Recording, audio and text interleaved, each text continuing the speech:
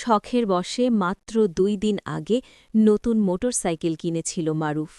আনন্দ আর উচ্ছ্বাসে বন্ধুদের সঙ্গে ঘুরে বেড়াচ্ছিল সে। অথচ সেই শখই আজ তার জীবনের শেষ অধ্যায় হয়ে দাঁড়াল। সখীপুরে মোটরসাইকেল দুর্ঘটনায় প্রাণ হারিয়েছে মারুফ ১৭ নামের এক কিশোর। তার মর্মান্তিক মৃত্যুতে এলাকায় নেমে এসেছে গভীর শোক। শুক্রবার ২৩ জানুয়ারি সকাল ৯টার দিকে টাঙ্গাইলের সখীপুর উপজেলার বড়চওনা ইউনিয়নের নামদারপুর এলাকায় দুর্ঘটনাটি ঘটে। নিহত মারুফ দেবরাজ হসমতের মোড় এলাকার নূর নবীর ছেলে। স্থানীয়রা জানান, মোটরসাইকেল চালানো ছিল মারুফের শখ। নতুন বাইক কেনার পর থেকেই সে ছিল ভীষণ খুশি।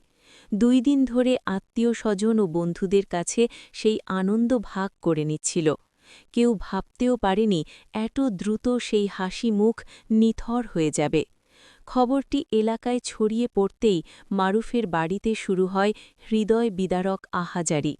ছেলের লাশ বাড়িতে পৌঁছনোর পর মা-বাবার কান্নায় ভারী হয়ে ওঠে চারপাশের পরিবেশ। এক প্রতিবেশী বলেন, ২ দিন আগে কত খুশি ছিল ছেলেটা, নতুন মোটরসাইকেল কিনে সবাইকে দেখাচ্ছিল। আজ সে লাশ হয়ে ফিরবে, এটা কেউ কল্পনাও করতে পারেনি। শখের আনন্দ মুহূর্তেই বদলে গেল শোকের কান্নায়। মারুফের অকাল মৃত্যু শুধু একটি পরিবার নয়, পুরো এলাকাকেই শোকস্তব্ধ করে দিয়েছে।